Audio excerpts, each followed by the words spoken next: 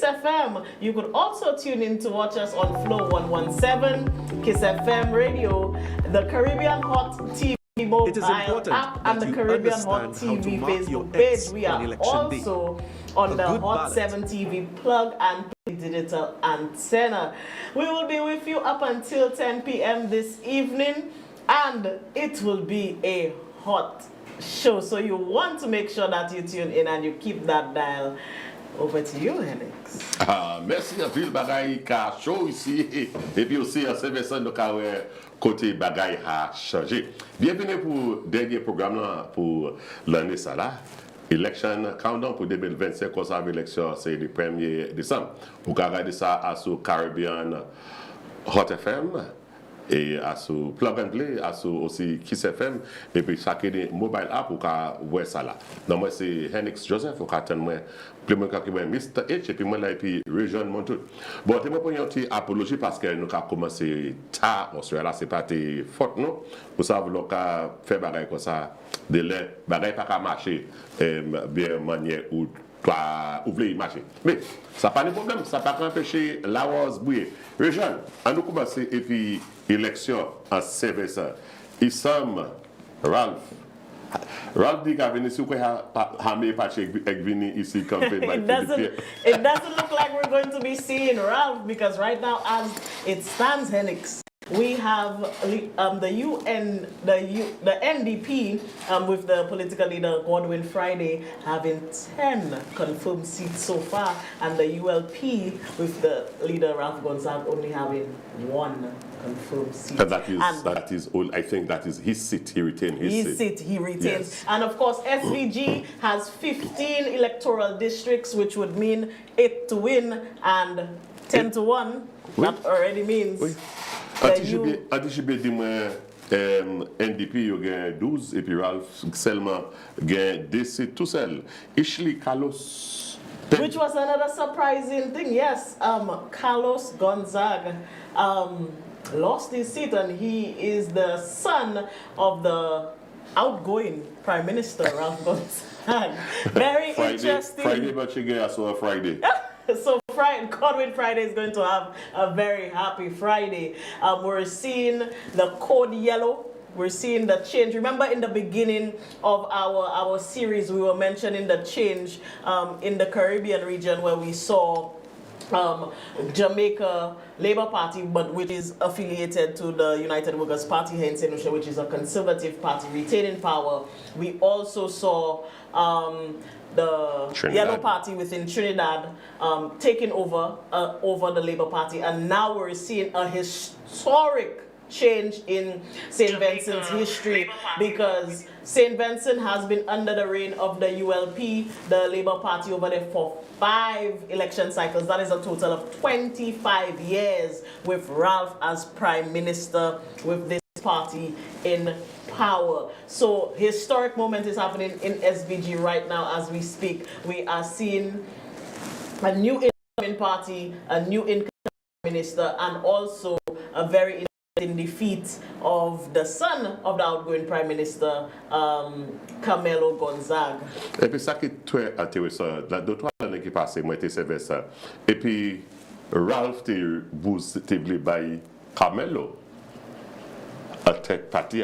Mais en pile monde pas te blé Camelo. C'est Ralph t'es by ministre finance. Mais en pile monde pas te blé. Là il y a l'autre garçon, c'est lui te blé. Mais l'autre garçon c'est plus radical. Mais Camelo c'est plus the good boy.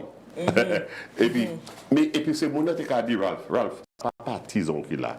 OK, ça passe à vous. Vous voulez mettre moun ouvle pour conduire parti nous pas voulez. Et puis moun l'on regarde mon dit calé et puis l'autre regarde en pile c'est rallye. Vous voyez rallye pas gagner élection. Mais en pile c'est rallye. L'autre regarde c'est rallye ça autant moun qui parti jaune t'es ni la claire. T'es ni que t'es cabinet. Bon, question qui est très intéressante pour nous demander aussi, c'est est-ce que le résultat élection ça là en service n'y a affecté le résultat élection cette ici? Est-ce que garde là a changé pour vous? Est-ce que nous avons côté les bas partis en Caraïbes là, qui viennent à debout pile et puis dit l'autre parti l'autre sec parti a qui commencé venir actuellement. C'est le parti a c'était plus left wing en mettant comme et puis c'est l'autre parti a il était plus conservative, il était plus vous savez qu'a regardé by à différentes manières. Est-ce que bagaille a commencé à changer? Hein? Very interesting to see that. Very interesting to see some of these historic things happening over in SBG. And the question is, would this affect St. Lucia's elections? We don't know yet. Our elections is within 3 days. Could you believe it, Henix? It's coming so fast. Yeah, fast and furious. lady, let's kahele. Say what? Saki kahele, lady, saki kahele, saki kawi. Mais, sérieusement, nous ne pouvons pas bagailler ça là, sérieux. Et puis nous ne pouvons pas regarder qui m'a bagailler ça là qui a affecté les gens. Ralph te dit qu'il a venu cette comme ça ouais il gagne, il a arrivé cette lycée autant samedi, Ralph dit qu'il a arrivé cette lycée pour aller campagne, by beaucoup Adley, Philippe. Bon, Philippe va have si actuellement il a fait by quoi il pile chill.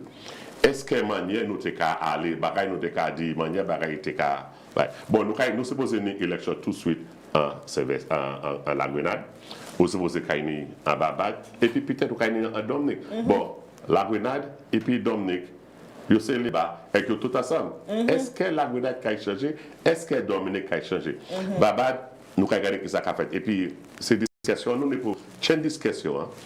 Et puis, on a regardé qui manière ces bagages là a changé, qui manière il a affecté l'élection en ces diverses parce que je vais you can buy or you can chill. Est-ce that time où l'élection ça c'est d'abord date? Est-ce peut-être que tu peux aller 2-3 mois toujours parce que c'est ça. Very, very interesting, and of course we also we have noted trends in the region where we see countries voting within the same political spectrum. So, for example, but we still have Dominica, Grenada, and Barbados. Still, the Labour Party holds power in these countries. So it's interesting to see what will happen in St. Lucia and also what will happen in the rest of those countries come the election, since we have already noticed this trend in the Caribbean where some major countries are already switching towards the more conservative party. So very interesting for us to watch.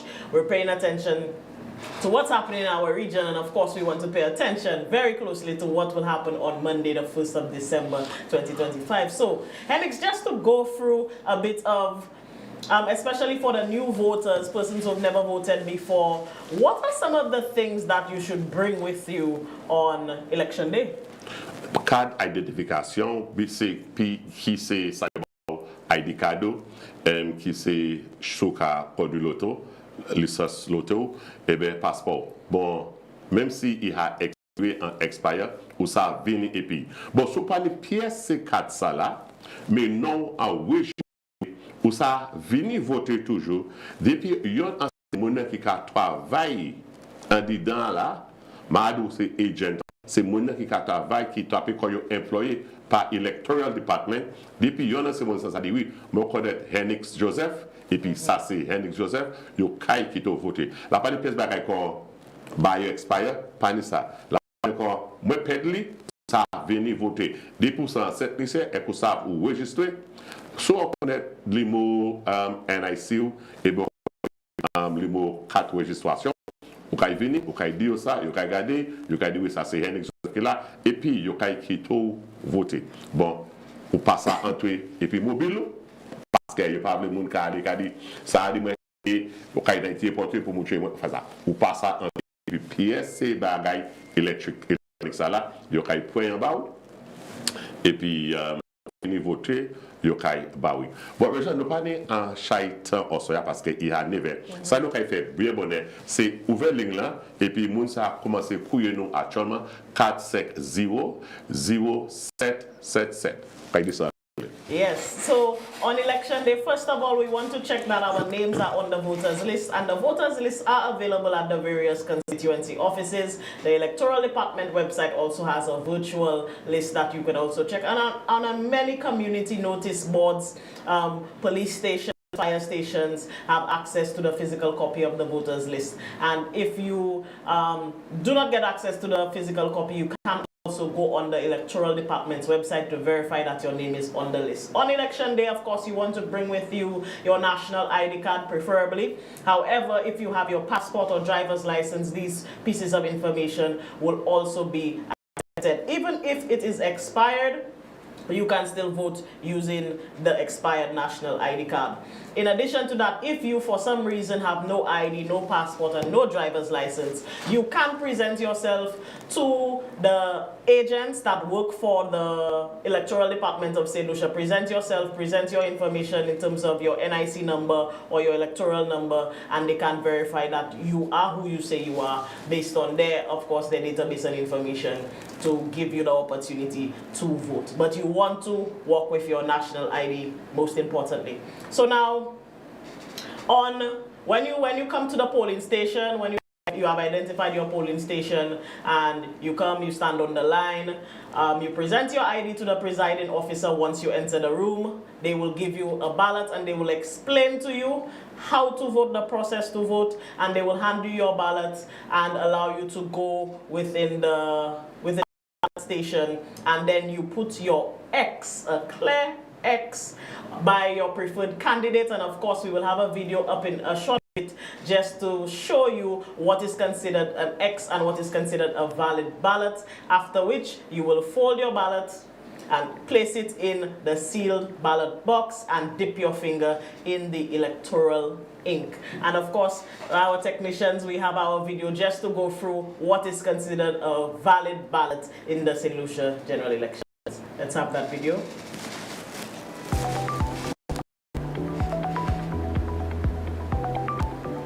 It is important that you understand how to mark your X on election day. A good ballot is where the intersection of the X falls in the space allotted for a particular candidate. To explain further, the intersection or the area where the two lines cross must be in the space with the picture and symbol of the candidate you are voting for. This is a good ballot. The intersection of your X is placed next to the candidate of your choice. This is also a good ballot. The lines of your X cross are in the space with the picture and party symbol of the candidate you are voting for. This is also acceptable. The intersection of your X, that is where the two lines cross, are in the space with the picture and party symbol of the candidate of your choice. Now, this is perfect. Your X is placed next to the picture and party symbol of the candidate you are voting for. This ballot will be rejected. Only one X is required. You can only vote for one candidate. This ballot will not be counted. If no X is placed for any of the candidates, then the ballot will be rejected. It will not count. This is not a cross or an X, so this ballot will be rejected. You need to draw two lines, and they need to cross each other. This ballot will be rejected because the X is on the line that separates the candidates. Remember, the X must be placed next to the picture and party symbol of your candidate. This ballot will also be rejected. The X has to be placed in the space opposite the picture and symbol of the party you are voting for. This ballot will also be rejected. Remember, to vote, you need to draw an X. The two lines must cross each other. This ballot will not be counted. Now, this is not a cross or an X. This ballot will be rejected and will not count. This is a rejected ballot. The X is too large. Your X needs to be next to the party symbol and the picture of the candidate you are voting for. It should not cross the lines separating the candidates. So take your time and place your X neatly, directly, in the space opposite or next to the candidate you vote for. Make your vote count. You have time to practice at home before voting day. Get your X done right. Make your vote count.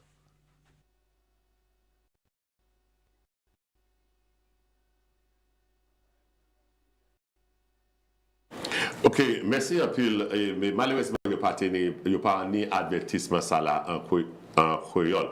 Et ben, après ça, donne moi des amon à soufon là. Bonsoir. Election countdown. Hi, Henrik. Oui, hello. Bonsoir, Henrik. Bonsoir. Parlez de frère. Côté au cas où est sorti. Nous avons sorti au monde. Au monde. Nous sommes un comité pour casser ça. Oh là, Eh bien, nous prions sur ça, calé au frère. Problème, les régions montent toutes les pimos, c'est pas moi tout seul qui là. On est région là. Oui. So, parlez-moi, moi. Qui ça, non, les Flabonian, vous mettez la dénopliation, ça qui a allé au soir là, qui meeting qui là, qui ça qui a allé, qui manière, moun ka comporte quoi, est-ce là, ni un pile moun là, ben non, pliation, ça qui a allé. Il y a pile moun là, Flambeau, Kachistan, donc, à Grande, et puis, nous avons pour du temps, 1er décembre, pour nous côté Flambeau à Kachistan. Oh, you could also speak English, ça parle anglais aussi, parce que ce programme ça parle. All right. We anytime extremely happy because in St. Vincent, our sister party, NDP has Is this Tommy Descott? This is Tommy Descott. Oh. Okay. Good evening, Richard. Mr. Descott. Hi, Regan. How are you? I'm doing good. And tell us evening, what do you think of the outcome of SVG, and how does it look forward for St. Lucia? Well, it is we are going to benefit from that win of St. Vincent. I think what is a return of conservatism back in the S region. The next is we saw in Trinidad. Our sister party returned in the USA. We saw our sister party in Jamaica held on Andrew Holness, and now in St. Vincent we have seen that the long decade of regret in St. Vincent, the decade of regret is over once and Friday, the Friday is now the new prime minister, election. And I am very, very happy, and I'm certain that the wind of change is coming to St. Lucia in December. Yellow is. Thank you so much, Mr. Descott. We appreciate your call this evening. And then we had the UWP candidate for Castries South calling in Tommy Descott to, of course, highlight the historic change that is going on in St. Vincent and the Grenadines with the incoming Prime Minister as Godwin Friday taking down or defeating the 5-star general and destroying Ralph's reign. Where Powell saw the 5-star general là. I'm just going with what the Tides say. Isn't that what they call it? Oui, ça c'est probably Philippines say 5-star general. Avant dit c'est vous qui avez c'est mon appel. Pas dit by 5-star general. Avant mon dit c'est. Let me correct C'est by Flambeau qui ici. That's very true. Let me correct myself. So taking down the Prime Minister minister that has been in reign for the last 25 years. 5 election cycles. We've seen some historic thing happening in SVG. And of course, like we mentioned earlier, and of course, which was reiterated by Mr. Descat, the Caribbean, as a Caribbean community, usually votes in one way. We see Jamaica retaining their Conservative Party. We see it in Trinidad, the Conservative Party taking over the Labour Party. We see it historically in St. Vincent and the Grenadines, something that has not happened in the last 25 years. We see the Conservative Party coming in and taking over. It says a lot for the possibilities of St. Lucia. We watching. Monday, the 1st of December, will decide on whether St. Lucia is going to follow suit within that regional trend and allow the Conservative Party to take over. Bon, moi, ça va Tommy Kouye. Est-ce pièce monde qui là qui a coûté spécialement sorti partisans, les bars qui n'y mitin et bien encore. Yo ça couille tout. Si personne là qui a coûté, yo ça couille tout et puis parlez ben de nous qui ça qui ça ni y a metin côté qui manière metin à aller, qui manière c'est mon à comporter comme yo. Et puis aussi qui manière c'est moun ou c'est les bars, qui manière ou ka comporter comme que ça manière Ralph parti les bas c'est ça et puis parti les bas c'est ici manière yo te autant pour et puis dis-nous qui manière zoka comporter quoi et puis ça dis-nous pas nous ça I have a bit of a joke, right? So I've been following SVG elections, Henix, and Ralph said that if you provoke him, he was bringing popcorn. You know popcorn, popular dancehall artists. Popcorn, Not popcorn, the snack, but it's the popcorn artist. Popcorn. And he said he's bringing popcorn prior to elections. And when he wins, he said when he wins, he's going to bring down Vybz Kartel. So I guess we'll not be seeing Vybz Kartel anymore. Monday, Ralph take away. Also, and here we have some of the election results from SVG right here on the screen. Godwin Friday, landslide victory in terms of seats when we're looking at 11, and of course 15 electoral districts is obtained on the ground in SVG. So a clear win, a landslide win for the NDP, 11-4. That says a lot for the landscape on the ground in SVG and how people really feel coming out of a 25-year reign from Ralph to a landslide victory. As 11-4. Also, what was the results on his son? Did his son capture? Non, mais c'est Carlos Pen. Bon, le bel qui est très intéressant, c'est regarder Ralph pour peut-être dernier 3 élections, il était conduit par Yon. Et puis après ça, il vient ND. Mais actuellement, pour ça perdre autant, ou tenir autant, et pour perdre, Ralph de chaque. Et puis là c'est est-ce que Ralph actuellement qui dit assez c'est assez, moi qui finir avec ça en toto et puis quitter ça c'est là pour nous veiller organiser partisans les banos et puis on nous regarder qui ça on nous préparer pour l'autre élection quand nous savons nous assises à dans opposition et puis on nous regarder qui manière nous travail nous qui fait en opposition effectivement en parti quand nous préparation pour l'élection 2020. And I think that's a very interesting take on whether we will see Ralph and these elections as his retirement from elective politics, or will we see him sitting comfortably in the opposition and then probably going another tenure or refacing. It's very interesting to see what will happen there. I think also, but Ralph is approaching his 70s, you know, almost. Is his 70s approaching his 80s? 77 c'est ça, il y a presque 80 l'année. Et puis, si moi j'étais en place, Ralph m'a dit ça, ma même voulu électer moi candidat opposition, qui était ça by un autre monde, qui a venu, qui a venu et puis mettait parti. Moi Ralph, je dégagé en résigné comme même parlement et puis So Henix is saying that if he was in the Ralph Gonzaga's shoes right now, he would have resigned and allowed somebody else to take over the party. Again, very interesting, and we're looking forward to seeing whether the results of SVG is going to affect in any way, shape, or Mais form. Réjean, mon content ou parler, c'est maintenant ou parler un peu à sur la paternité. J'ai femme en politique cette ici et puis maintenant j'ai à sur élection c'est ça et puis comme femme qui et puis comme femme qui gagne moi l'année c'est constitution la des femmes qui a fait combat bon nous timé pris à ces femmes là ouais qui la première femme ouais qui la en service moi ça c'est élection nous regarder élection cette ici mais quand où ça le résultat élection c'est ça donc après qui ça a impacté de une manière une façon pour ça va peut-être la des monde qui pas de cas suivre élection c'est ça et puis c'est devoir nous pour nous ça dit qui ça qui a fait là en service.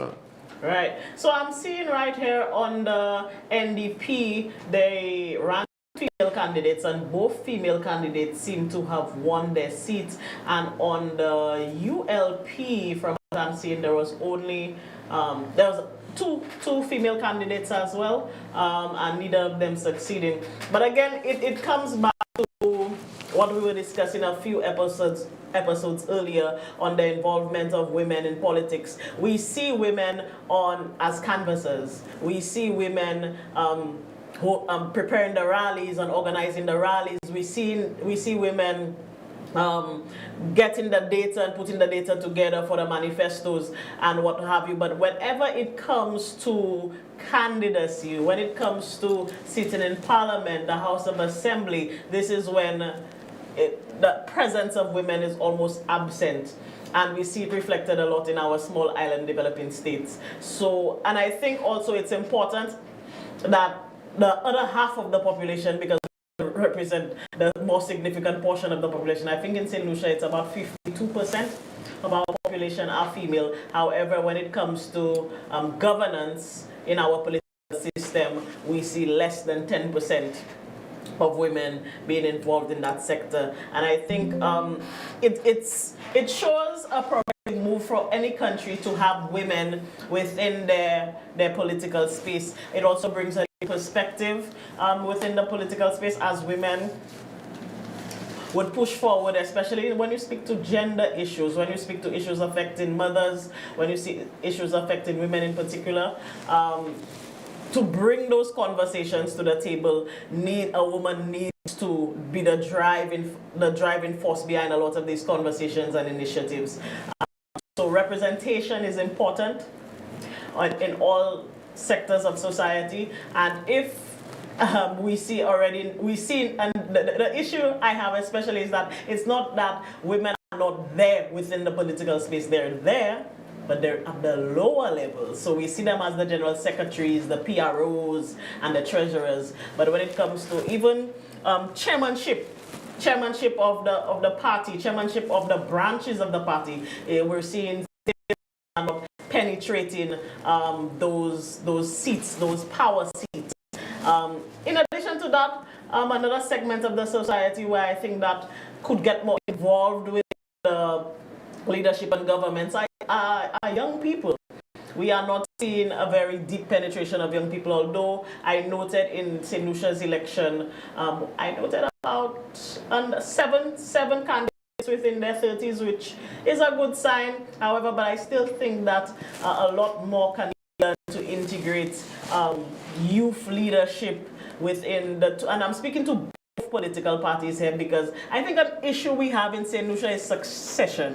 Bon, Réjean, on va parler à ce matière ça là, jeune monde et puis madame Pakato Politics. Est-ce que vous, Réjean, n'avez attention quand jeune monde, moi ça où c'est pour faire un pile bagaille côté jeunesse NYC, ou à gagner des bits by cette lycée, ou à représenter football, FIFA, un pile l'autre c'est bagaille ça là. Et puis l'on regarde qualification, on met des qualifications, ou une pile qualification. Bon, est-ce que vous, quand un jeune monde n'a intention pour entrer en politique, si oui, Pucci, sinon, Pucci, répondez ça là. Why did I think that you would have come for me, Eric? Eric, you like to come for me, you like to play devil's advocate sometimes. Non, mais quand parler à ce jeune monde, mademoiselle, dis-nous, est-ce que vous avez une pièce attention pour monter et bien pour faire l'idée? Bon, ben là, c'est un pile de l'air pour jeunes toujours. Moi, on fait l'idée, peut-être l'autre élection, peut-être l'autre élection, de l'heure de quoi, ou à 50 l'année passée, comme moi. Ou pas jeune encore. Est-ce que peut-être, ou quand mettre quoi dans position, peut-être en l'autre élection, l'autre 10 l'année, pour ça, un candidat pour monter pour l'élection? To answer your question very shortly, Henix, at this present moment in time, I am not interested in elective politics, and I will end it right there. I hope that satisfies your question. Mais en Chaï, c'est quoi le problème? En Chaï, c'est madame là, il y a babiller, il y a complaindre. Mais les pièces pas voulu mettre quoi devant pour yo ça venir en politique. Et bien les pièces pas mettre quoi devant pour yo ça venir. Vous savez, tous ces partis politiques c'est ici. Morella Joseph Yon, qui c'était mettre quoi avant pour politique côté après docteur Louis qui était et c'était political leader partisan Flambeau. Il pède et qui courit. Et puis après ça mettre quoi yo à dans position pour dire OK. Moi là actuellement moi je travaille pour moi là. Mando est-ce qui assise comme député political leader et Pierre Sébaray, ça y est, Pierre, pour qu'on fait Pierre Sébaray, ça là. Quoi, si c'est madame là pas fait avancer quoi, mettez quoi là pour les opportunités à arriver, pour ça dire ok, oui, il veut là, moi quand embrasser et puis pour moi courir puis. C'est ma pas c'est madame de San, mais moi quand dit est-ce que c'est yo à dans position pour ça élever quoi pour ça joindre côté ça venir maîtresse ces partis politiques. We want to also just, before we move on to our other topics, we want to also remind callers that you could call in. Our phone lines are open for your calls. Our number is 4500777, and you could also send us a WhatsApp message. Our number is 284-3499. Our phone lines are open. Give us your takes. What are your views on St. Vincent? What are your views on St. Lucia elections? We're also open to taking your predictions. What are you predicting? Right now we're looking at St. Vincent at 11-4 with 15 electoral districts. What? St. Lucia, we have 17 electoral constituencies. What are your thoughts in terms of that? Do you see a 9-8? Do you see a 8-7? Do you see a 17-0? Do you see a 1-16? Tell us, what are your thoughts on who will go home with the election?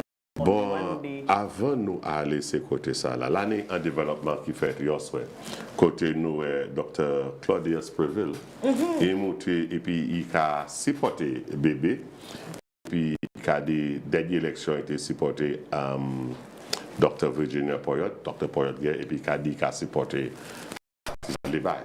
Et foi Titus a monté. Qui ça on est pour dire sur ça? Qui manière où est bail ça à aller? Now, I saw that update came in very late last night from a friend of mine sending me a picture of I think it's Dr. Preville, Dr. Claudius Preville on the SFP platform. We're seeing a lot of change of allegiances happening in St. Lucia's political landscape for this coming elections, which is very interesting to see. But my question though is why? Why this particular election are we seeing so much change of alliances going on? But don't forget, it's not this election that he did say that he a supporté les Virginiens pour la première fois été supporté. Et puis aussi pour oublier les après King étaient là et puis les Dr. Preville mettait un chapeau pour être ça venir pour ça électé. En tête parti politique là-bas. Et puis, depuis parti électé, c'est après ça qu'il quitté et puis venir joindre partisan Liban. So Henix, would you say that King opened the floodgates for change of allegiances? Ok, moi, je vais donner un mot sur le téléphone. Bonsoir, bienvenue pour Election Countdown. Good evening. Hello. Good evening, caller. Welcome to Election Countdown.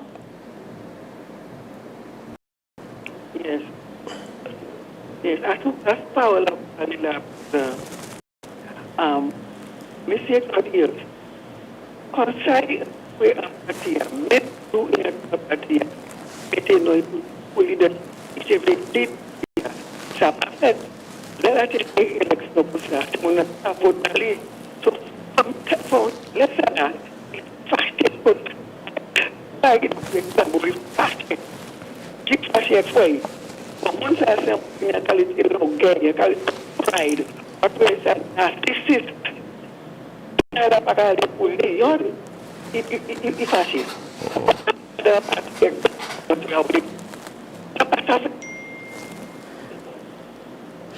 Ok, ane, sa mi sa de ka di la, se akodi te ka di Mese Claudius Previl's ni an chay logay, epi te pwese de koy epi depi pa, mèm sa be de ka di la, depi yo pati koy, te pati elekte, i deside pou Phoenix epi pou yale jwen pati sa flambo, le ba, pardon. Bon, on se fè la, mwen teni a sou lot program la, non yon lot mwen a sou den la, non? Ok, mwen teni Titus Preville, epi yon an se kwestyon mwen pose by Mr. Preville, pou biye kwestyon se, Titus, fò ou, baka se poto ou, san ni pou di. Sa li pado fò mi pa akase, kabene pa akase, sa pli epi pase dlo, i pa kay jemen fache ek fwey, ebe sesey, me i di sel bagay ki sa ka fe, e ka afekte mamay. Paske mwen ka di, se pa kon sa mwen leve hot de ya. Zot si pose primer et puis yon alot. Si yon kote ou si pose la, ebe si ou pa la, sou pa asipote, pa ale publikman ek di sa, ou pa ka lave had salo en publik. Very, very, very true. Very much so, and I comfortably agree. But Henix, interestingly, I still want to come back to that thought on did Stephenson King his departure from the United Workers' Party really opened the floodgates for many other departures to happen after that? And also, you made a very interesting statement last evening when we spoke about Edmonds Estefan departure from the United Workers' Party. How much political capital do you think that these departures make? Would it really and truly impact the United Workers' Party seeing these individuals leaving at this time? Lò gade adè semona ki te, manili de i ka y chanje anyen dje. Lò gade Edmond Estefan, mi se pat, lò gade manye ye, i ka pale kom si kom sa, akwa de moun pa a dje sipote paske moun te a rejekte. Lò gade Claudius Preville, oui, il s'est une PhD dans tout cas de bagaille. Est-ce que li kay mouté à sa plateforme? Qui ça ou kay dit les côtés formés? Qui ça ou est-ce que mal parler fort? Est-ce que dit moun pas voter by fort parce que moi pas bon voter by John Paul Estefan. Et puis demain nous parlons même kay ça et puis nous même maman même papa pour nous manger boire. Est-ce que kay petit chez moi et puis demain pour nous parler, ni même qualité parole ça là. Ben là, c'est est-ce que quelqu'un a sur plateforme pour parler code frais. Et puis, pour moi, s'il n'a pas fait ça, il n'a pas fait geste. Bon, l'autre bail qui est très intéressant, nous pas toucher sa pièce. Gil et puis Ezekiel. Mais quand Gil et puis Ezekiel montaient à ce stage, c'est un flambeau. Mais quand bagay ça là, ni un pile significance because Ezekiel donc un pile parce que la tenue parole te ka dit un pile te ka dit Ezekiel te ka supporter John Paul Estefan et puis Gil te ka supporter Jeremiah Robert mais Ezekiel mou te dit un chay moun babodo te ka kouye et puis ka demander question Ezekiel qui ça pour nous faire Ezekiel qui côté pour nous voter et puis il dit actuellement c'est mon qui a appuyé moi, on savent qui ça pour faire.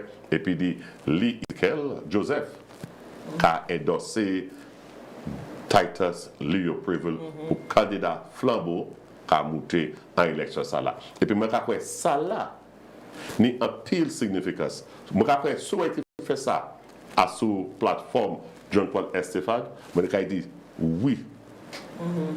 Estefan te gagné. Mais quand monsieur fait ça peut-être que dit c'est mon parce que Ezekiel n'y a pas ici pour et puis Ezekiel c'est là quand Ezekiel dit ok nous qu'à aller et puis Titus qui en pile c'est ça yo qu'à aller et puis Titus Preville parce que il te gagne pas des votes tout seul Yes, yes, very true. And I think also, Hendrix, I strongly agree with you. And also, I'm still waiting for PJP's bombshell. He did say he has a bombshell to drop, and some of the rumors that were floating around the space was that it might have been Ezekiel Gale, but that was clarified at the United Workers' Party last rally. Previous MPs came out and endorsed their party and the candidates. Moi te hasab se pa personne se moun sa la parce que moi te li bon matin les PJP te dit ça li demain moi ta sur radio et puis moi dit moi le crystal ball là avec moi ça même venir encore. You didn't bring the crystal ball. Et puis moi te dis moi ta le crystal ball là te dit moi Nex c'est pas gueule c'est pas Ezekiel crystal ball là te dit moi ça. Bon, moi te dis, avec pas de ça, moi parler, moi te dis bonjour Gil. Moi dis, quand c'est Gil, moi dis hommage, moi dis c'est Gil. Moi dis Gil c'est Jean moi. Avec moi te parler, avec moi changer Gil. Alors ça moi dis Gil bonjour. Parce que Gil même te couillé moi. Okay, so when Hendrix rubbed this crystal ball, it didn't matter to him that it wasn't Ezekiel Joseph. C'est pas tête moi. That is not that crystal ball up there, the one he has at home. But I think that if it were one of these two individuals, then we would see a serious, significant impact on the United Workers' Party, especially given that these two candidates were contested in the 2021 election most previously. And of course, they would still have their support base. As much as they did not retain their seat, they would have people within their constituencies who supported their party and who supported them in particular. So I think that those two endorsements coming out and re-endorsing their party and staying with their party would have clarified a lot of the rumors that were on the ground around the space of that. Bon, yon se bay la, moi vle parler à sou, et bien moi vle mentionner. Yon an se moun qui gagne en service, c'est l'équipe président Cricket West Indies, Dr. Cliff Shallow. Il gagne Sitley. Ben là, c'est est-ce qu'il a été là pour président, et bien est-ce qu'il a été des positions, parce que s'il vient en ministre au gouvernement Dr. Friday, est-ce qu'il a été assez pour ça conduit Board West Indies, il doit être conduit, et bien est-ce qu'il a été pour des positions, et bien est-ce qu'actuellement, quand il s'est un ministre gouvernement, est-ce que nous avons un pile bagaille qui a changé, spécialement pour ces petits pays, on va parler côté corps, c'est Windows là, c'est Lucie, Domaïque, Sylvestre, et puis la Grenade. Est-ce que nous avons une manière, ça mène cricket, et bien mène plus bagaille venir, by ces petits pays, le livre, l'autre, l'année, bien, ça que nous parlons. Mais nous, ça nous fait, c'est et puis espérer regarder qui ça, qui manière, il y aller. You know, Hendrix, I want to ask you a question, and it's something very interesting that one of my colleagues would have brought up. And I think we touched a bit on it during the week, about the possibility of a new party coming into St. Lucian politics. We have seen many attempts at parties coming through, but never with a full slate of candidates, always a situation of candidates dropping out or one-person party. Do you think if or when the day comes where we see a new political party coming into the electoral space, do you think that St. Lucians would be open and ready to support a new party? Je crois que si vous présentez Koyo, et puis vous présentez en manière côté qui les banissa, flambonissa, nous avons venir et puis nous avons présenté un bagage qui est différent, un bagage qui est nouveau.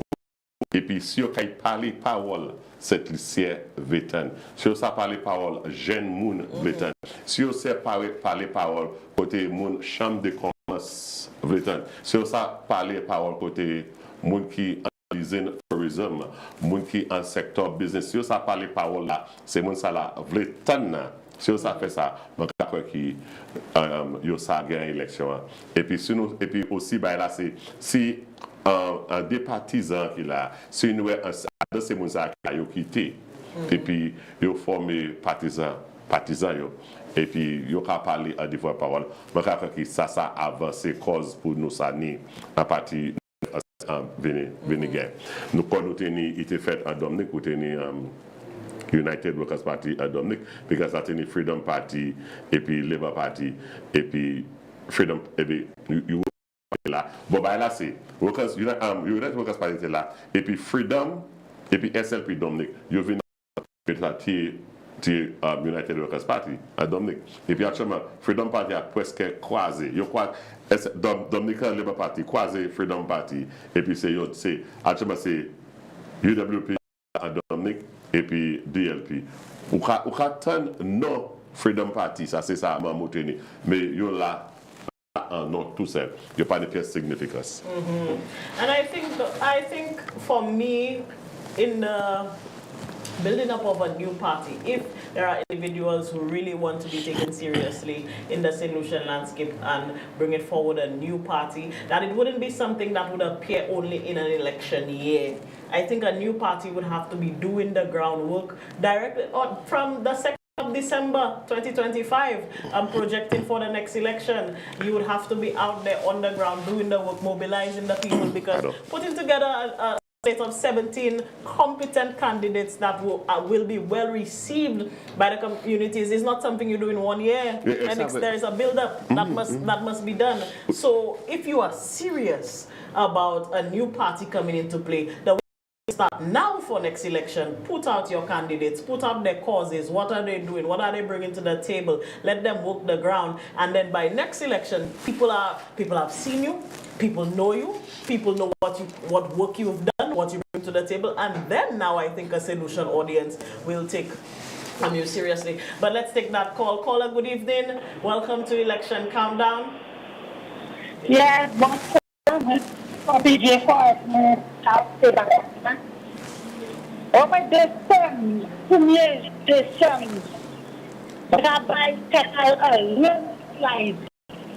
Vous avez qui laisse là?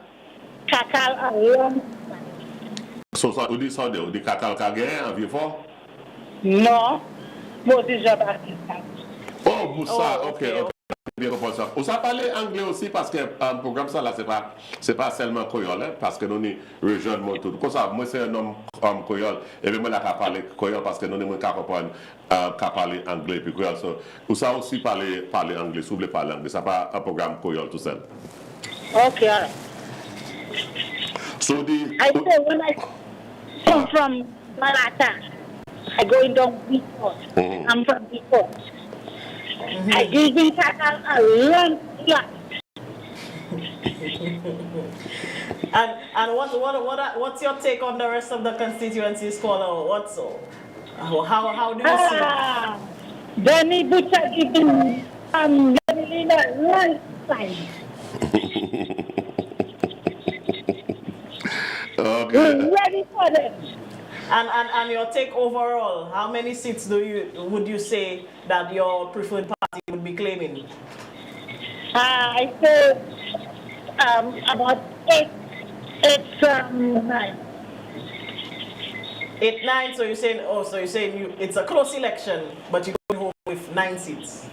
Yes, I go home with 9 seats. Okay. Thank you, caller. Thank you for that contribution. Okay. Merci à le dit qu'a bail landslide, landslide depuis maintenant dit qu'a descend pour vous. Bon, moi je dis à pas la chose à faire voter cette lycée. Moi a dit et puis moi vais dire encore. Il est important en pile pour vous aller voter lundi si vous voulez. Ma cadeau vote by jaune, ma cadeau vote by bleu, ma cadeau vote by orange, ma cadeau vote by vert. Mais il est très important parce que trop moun perdit la vie pour yote ça ban nous ça là pour yote ça fait possible pour nous ça ni choix ça là yo fait possible pour nous ça ni pouvoir ça là en la main nous pour nous assises et puis dire moi pas qu'à aller voter moi pas mêler nous ne pour mêler nous ne pour aller voter nous ne pour préparer en décision ça qu'a un pays nous parce que du compte demain là aller voter si ou pas aller voter ou pas ça parler dire vous supposez aller et puis ni pouvoir ça là pour dire c'est moi qui mets là moi voter ma en fait, n'a quitté Mathieu, et bien, moi, quand ça en fait, moi, kakito là. Mais moi, maintenant, moun dit, yo pas aller voter. Bon, Réjeanne, à son parole, ça là. L'on regarde ces versants, ça m'a appris qu'un pile moun sorti aller voter. Et puis, ils sorti à donner un voix qui fort pour dire Ralph, assez, c'est assez. Mais avant de faire ça, bonsoir, bienvenue. Election Bonsoir, bonsoir. Good night. Good night. Moi, j'ai apprécié le programme là, on y est. Merci, Apil, thank you. Moi, c'est un de ces gens qui est allé bien bonnet demain bon matin. Demain, Parce que c'est important. Demain, lady. Non, moi, c'est un officier qui est allé bonnet demain bon matin. Oh, ok.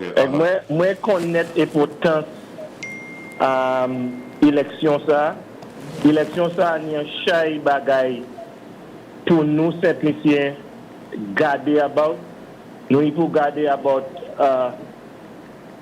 future, ces jeunes gens pour nous et pour simplifier. Et nous avons demandé tout simplifier pour sortir dehors et voter. Moi, ça demain bon matin, je suis bien happy.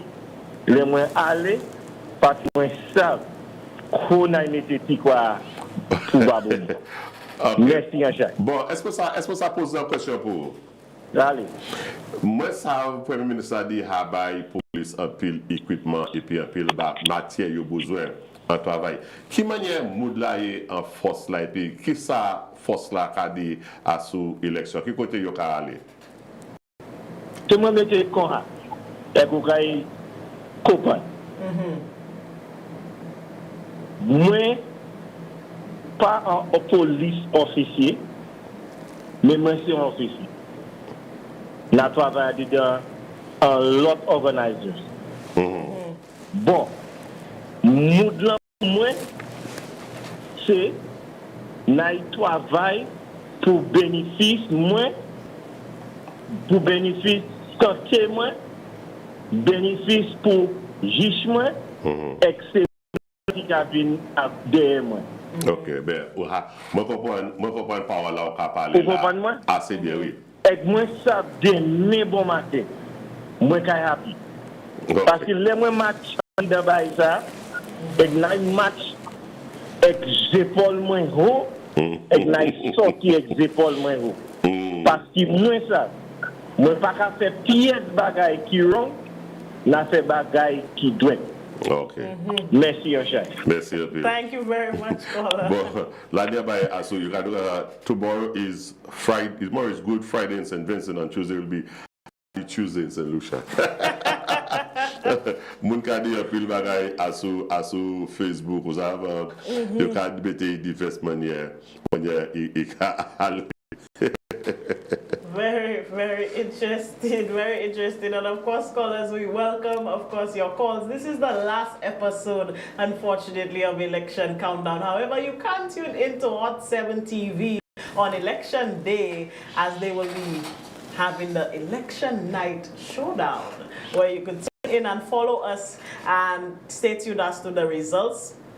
And also, of course, get some expert commentary on elections and what's happening on the ground. Of course, our phone lines are open for 50733, and also you could send us a WhatsApp or video call us on WhatsApp if you are at any rallies or participating in any meetings right now. Show us the scene, show us the live, show us what's happening on that number. You can do that on 284-3499. Our phone lines are open. But Alex, back to our discussion. So, you know, we never completed our round the island, you know. We were going round the island giving our views on the different... Machine and a flat tire. We touched on the south.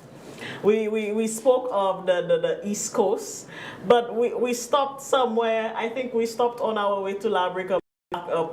We didn't talk about Sozel, Soufre, Ancillary, the West Coast. Non, pas une étape là sur ça parce que nous étions 15 minutes tout seul. Nous avons écouté à Facebook de côté Alan Chasney qui a vu dit Dr. Friday et qui a complémenté pour gagner l'élection et félicité pour Foyer Dr. Friday comme premier ministre électé c'est vers ça sur page Facebook Alan Chasney et puis quand nous avons dit c'est vers ça NDP en service et puis il y a plus cette ici il y a la excessé you la ensemble. Very, very true, very interesting. So, Henix was just highlighting the leader of the United Workers' Party, Alan Chasney, congratulating his colleague over in St. Vincent on a historic win. Again, Godwin Friday is the incoming Prime Minister for St. Vincent and the Grenadines, defeating the previous Prime Minister, Ralph Gonzagues, who maintained political power for the last 25 years in St. Vincent and the Grenadines. So, of course, a very historic win for Mr. Godwin Friday. Ça n'a pas rien qui est pour un chef un parti politique et puis pour être là pour 25 l'année comme Premier ministre. Ça n'a pas rien qui est aisé. Et puis, il plie ouais. Là où il a autant l'année. Et puis, moun te il allait pour aller, ou pour aller. Et puis, actuellement, pour joindre qualité pour ça, je me demande de quelle manière Ralphie a comporté quoi. Nous avons un autre call à ce là. Good evening, caller. Welcome to Election Countdown. Good night. Good night, Mr. Henrik. Good night. Good night. And good night, Miss. Good night to you. Tell us. Henrik. Oui, yes. Aku yo modo mag-appreciate that city Sangoye. Même manière city Sangoye là, c'est pisse kay. Trouble c'est pisse kay même manière. That's your prediction, caller? Du flambeau again. Oui. Même manière. Trouble kay mauvais. Là, tu as des ordres là. Au bon meeting? Non. Okay, Wakayo. How many seats, caller? What's your seat count? Ma voté speaking, hein? Ok, quel est le site où flambeau again, c'est ok? Trouble supposé. Trouble kay 13 seats. 13.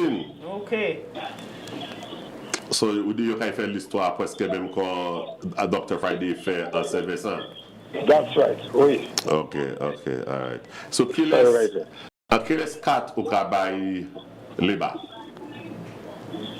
Opinion, oui.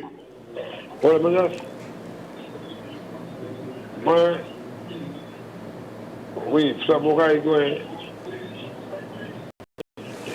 Ou dit qu'il y a 13, so ça means qu'il y a 4. Quel est 4? Il n'y a pas 4. Quel est 4 ou quoi il n'y a pas gagné? Moi, quand je vais Marchand, c'est Pierre.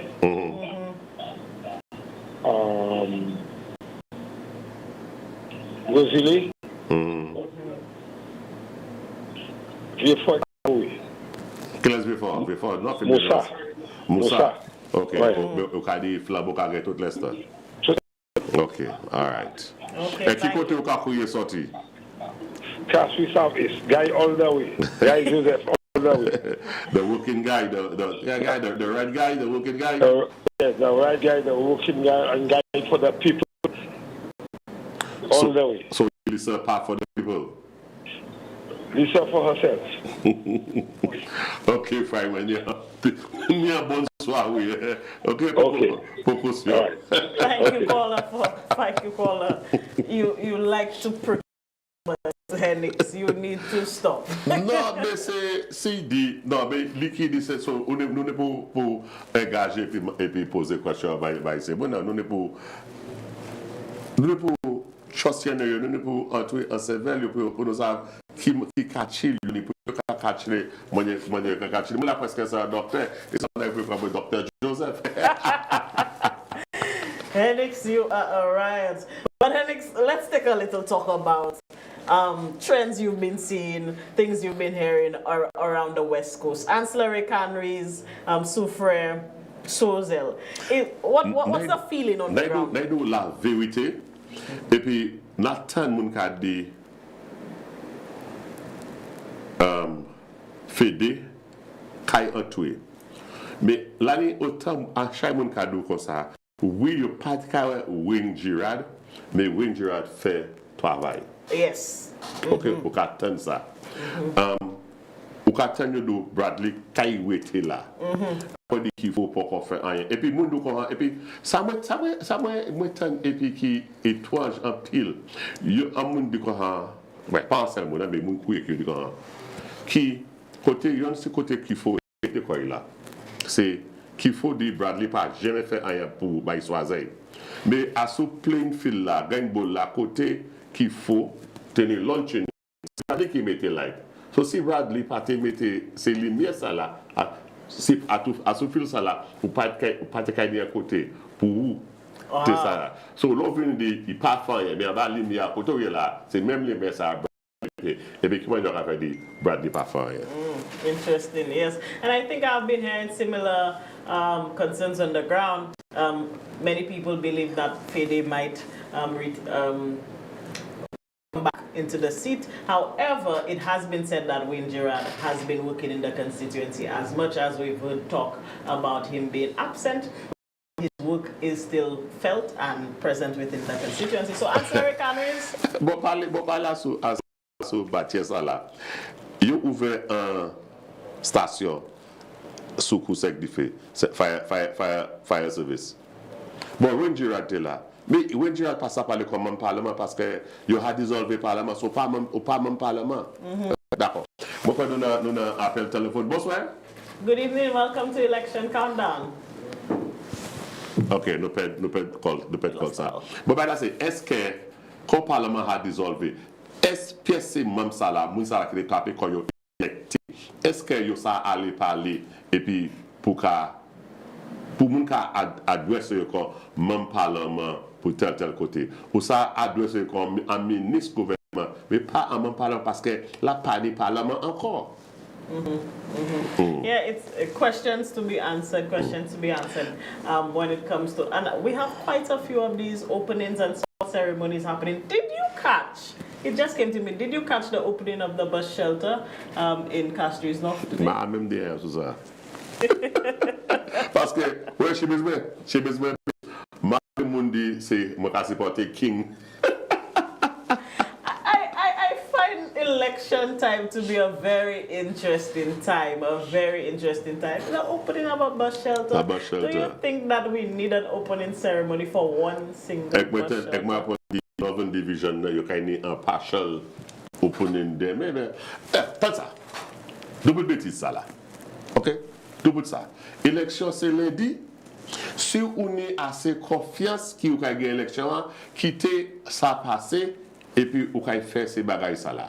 On ne pas essayer et puis pas dire ça pour partisans les battre tout seul. Parce que dernière fois les flambeau, par exemple, flambeau là. Ça, c'est une raison qui fait Dalson by Chassenay en Chaïkou. Parce que l'histoire avant l'élection, Chassenay allait croiser un pont sous fouillère, qui a dit les flambeaux vieux guerre, il a fait un pont neuf. Et qu'est-ce qu'il fait? Qu'est-ce qui arrive? Parce que ça, il perd l'élection. Nous ne pouvons pas faire ces bagages ça là. Et puis, faire ces bagages ça là. Pas fait 7 lycées quoi, c'est travail ou fait quoi. On est 5 l'année, on est 4 l'année pour faire ou pas faire. Jour avant l'élection, vous voulez faire et bien assez avant l'élection vous voulez faire. SP sous guerre, vous pouvez faire. Ouais, mais pas aller faire ça jamais. Mais c'est bêtise de faire ça. But I think it's a very interesting concern, and I think these are tactics and things that would have worked in the past to blind people. The openings, the all of a sudden advocacy on topics, these things that are happening in election. Yeah, I think the St. Lucian audience has grown beyond that and to see through a lot of these things or these cheap tactics. And just as you said, you had 4 years, you had 5 years to complete a project. It wouldn't work. It didn't. I don't think it would work for this administration, and it wouldn't work for the previous administration as well, to be focusing in the last few months to do launchings and openings of different facilities. I mean, we've gone behind that, and we see the cheap tactics and opening of a bus shelter. the opening of a bus shelter. My goodness. And these things, I don't think these things have any impact, as you know, years gone before, where it would have fooled people. It's like, you know, putting a carrot in front of a rabbit. I think we've gone past that, and we need to see some new and fresh election strategy. I'm tired of seeing some of these old strategies coming out. We need to have some new tricks in the bag. Tricks are for kids. Well, tricks are for kids. New strategies in the bag when it comes to our political dynamics. But yes, so what are your thoughts on Soufrière? What's happening down there, Helix? Moi, quand il y a Fiji, moi, côté yo aller tirer anti-M. Et puis, en pile de lait, l'on voit ces bagailles ça là, pour qu'à savent qui manière moun ka sorti quoi yo. Yo dans ce cas, il y a une gros cérémonie, lettement, prêcher, prédication, tout cas les bails puis yo aller tirer anti-M. L'on voit ces bagailles ça là, et cadeau en pile bagaille, manière bagaille ka aller. Moi, quand quoi qui je ne pas gagner ça par Jevote et puis je crois que Flabo ça vient gagner ça. Je crois que Flabo ça gagne la Canary. Moi savent les venir pour Tommy et puis Dr. Hiller. Moi savent Tommy a fait un pile travail. Puis le dit travail, je ne parle pas travail en constituency, mais travail qu'a fait comme un candidat. Et puis moi savent Dr. Hiller en bas en pile pressure. Et en bas en pile chalet. Et puis moi quand site ça là ça allait n'importe côté. Oui, Dr. Hiller gagne par 1000 échecs vote à dernière élection, mais est candidat. Regardez la tennis swing. Il gagne Isaac par 35 votes. Et puis souhait moun sorti voter quand c'est ça sorti voter. Moi quand nous kay dit Premier Minister set lycée. But I think overall thoughts over this election season and of course overall on the election countdown show, we can foresee a very tight election. The St. Lucian election, I don't see any landslide victory for either of the parties. I think this election, every single candidate needs to work hard, work the ground, toil the midnight oil, because those is guaranteed in this space. I think that every single candidate is on the ground, every single candidate is doing the most to try to retain their seat, and I think it is well deserved, and this is what makes for a very exciting electoral process, and it shows that our democracy works and that people need to work for their seat. I don't like the idea of one reigning prime minister or one reigning person in a seat for 25 years and it seems like nobody can remove them from that seat. I don't think that works well for our democracy. So when we see candidates having to, whether they're sitting or whether they're in opposition, having to work hard and fight for their seat, that's when you know, okay, our democracy is working and that we don't have a dictatorship going on in St. Lucia. So it's a beautiful environment right now to see no short seats. Everybody's on the ground, everybody's working, even and also seeing that some of the independent candidates do have a fighting chance in participating in St. Lucia election and vying for a seat. So it is a very exciting time. We want to thank you, all our viewers, all our callers, those of you who sent messages, those of you who called into the show, for just following with us and being with us on Election Countdown. This was a first for me, my first ever talk show. And so it's very interesting to be here for the past 6 days. I'm very excited, and I thank the Caribbean Hot 7 TV family for having me. Thank you, Helix, for being my co-host and of course inviting me to the show. I really appreciate it. Our technicians, thank you as well for keeping it as smooth as possible. And don't forget to tune in on election day to the Caribbean Hot 7 TV and also Kiss FM, where they will be bringing you live coverage of St. Lucia election day and also towards the evening coverage of what's happening on the polls. Unfortunately, I wouldn't be able to make it here next Mais quand week. même, ça te remercie tout le monde qui était là, qui écoutait, ça qui était sur Facebook, ça qui était sur YouTube, ça qui écoutait sur Kiss FM, ça qui regardait sur Channel 117, ça qui était là sur Plug and Play. Je remercie ces techniciens qui étaient là et puis nous. Remercie aussi M. Patrick Smith qui fait bagaille ça là possible. Cassil Emmanuel, pour oublier. Steve Etienne et puis Nicolas, c'est tous les autres qui fait le programme ça là possible. Ou quand je ne puis moi encore, joue élection côté nous ni résultat élection en cercle ici et puis nous regarder qui manière bagaille qu'à aller pour élection ici. Non moi c'est Henrik Joseph, you can même Mr H et puis Réjean Montout, c'était un plaisir et puis moi regarder pour nous ça nous ici même si c'est pas élection mais n'importe l'autre programme encore, c'était un plaisir.